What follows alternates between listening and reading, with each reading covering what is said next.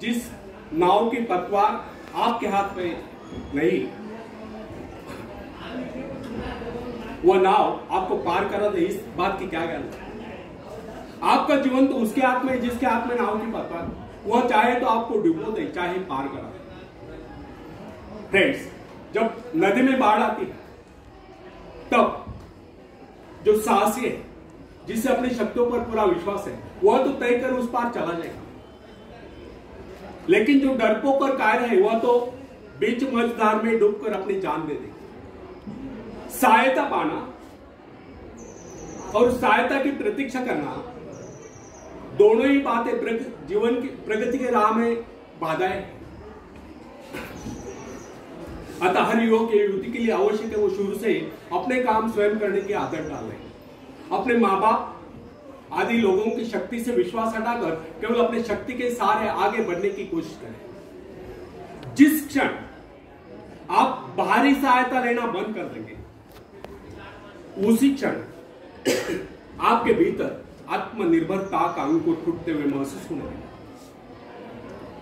स्वयं कार्य करते समय यदि आप असफल भी हो जाते हैं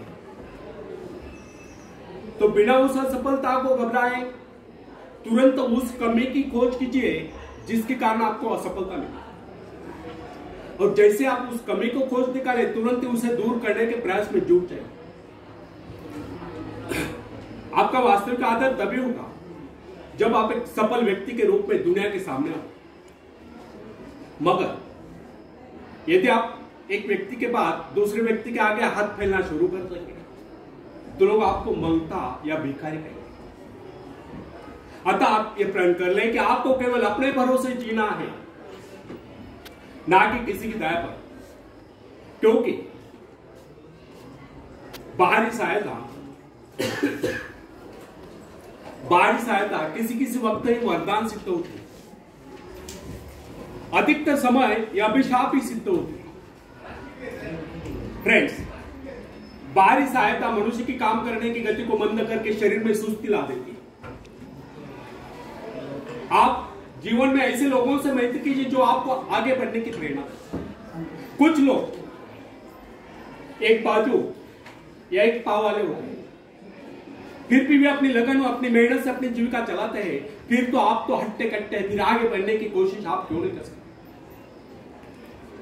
मैं एक ऐसे व्यक्ति को जानता हूं जिसका एक पैर किसी रेल दुर्घटना में कट गया था। उसने कभी किसी से भिक्षा नहीं मांगी, किसी से दान लेना गवार नहीं किया।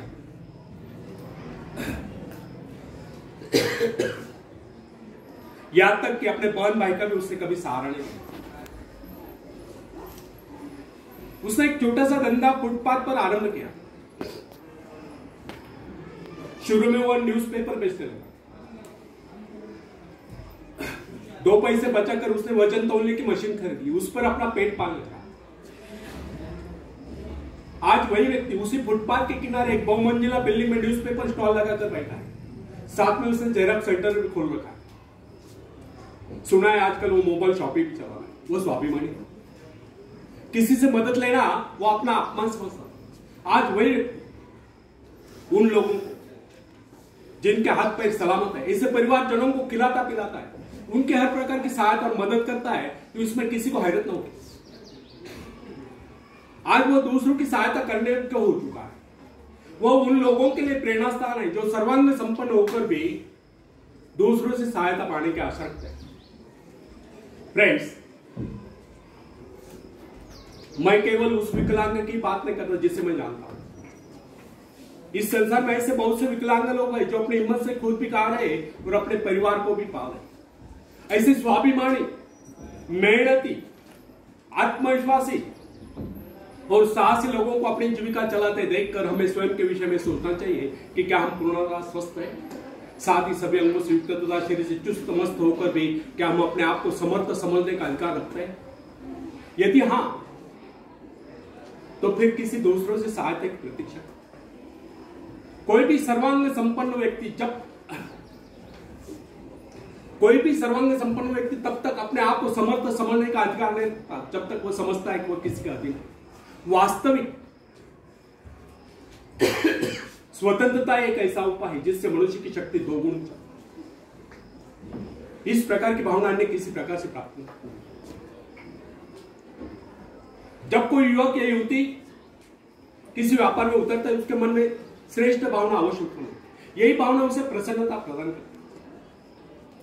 इससे पहले किसी का दिन होकर, चाहे वो कितना ही बड़ा कारोबार क्यों न कर चुका हो, परंतु उसे अपने आत्मविश्वास के सारे साहस के साथ स्वतंत्रता से काम करने में एक नए आनंद का एहसास होता है। फ्रेंड्स, जब सागर शांत हो तो जहाज के चालक को अधिक होशियार से जहाज चलाने की आवश्यकता नहीं पड़ती, लेकिन जैसे ही तूफान आता है, जहाज डूबने का खतरा पैदा होता है, तब यही चालक या कप्तान अधिक सावधानी से जहाज चलाता है। और जहाज में सवार सभी लोग घबरा रहे होते हैं, तब यह मुस्कुराता हुआ अपनी संपूर्ण योग्यता को काम में लाता हुआ जहाज को डूबने के संकट से बचाकर सही सलामत ले जाता है।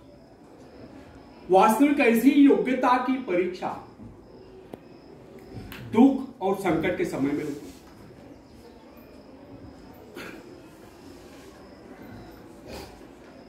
है। ऐसी योग्यता की परीक्षा दुख और संकट के समय में होती है। जब कोई इंसान थोड़ी पूंजी लगाकर अपने व्यापार का विस्तार करता है, तो उसे वर्षों तक कठोर परिश्रम करने पड़ते हैं। इस परिश्रम से वह कुछ कमाने होता है। यह परिश्रम ही उसके विजय का प्रतीक होते हैं। अपने ग्राहकों को शब्द जाल में फंसाकर अपने व्यापार को बढ़ाता है और एक दिन सफल व्यापारी बन जाता है। बाद में छोटे मोटे कारोबारी संकट उसका कुछ नहीं बिगड़ पाते।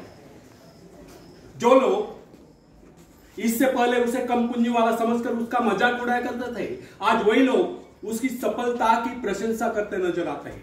इसे कहते हैं अपने हाथों अपने भाग्य का निर्माण, आत्मशक्ति का चमत्कार।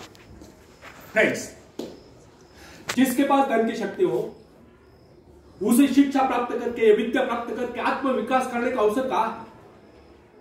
वह तो धन की शक्ति पर निर्भर रहकर यही सोचता रहता, मैं चाहूं तो विद्वानों को कर ही सकता। लेकिन फ्रेंड्स, जो विद्या प्राप्त करना सबसे जरूरी समझता है, वह रात रात भर अध्ययन करता रहता है, क्योंकि उसे पता है कि उसका कोई सहारा नहीं।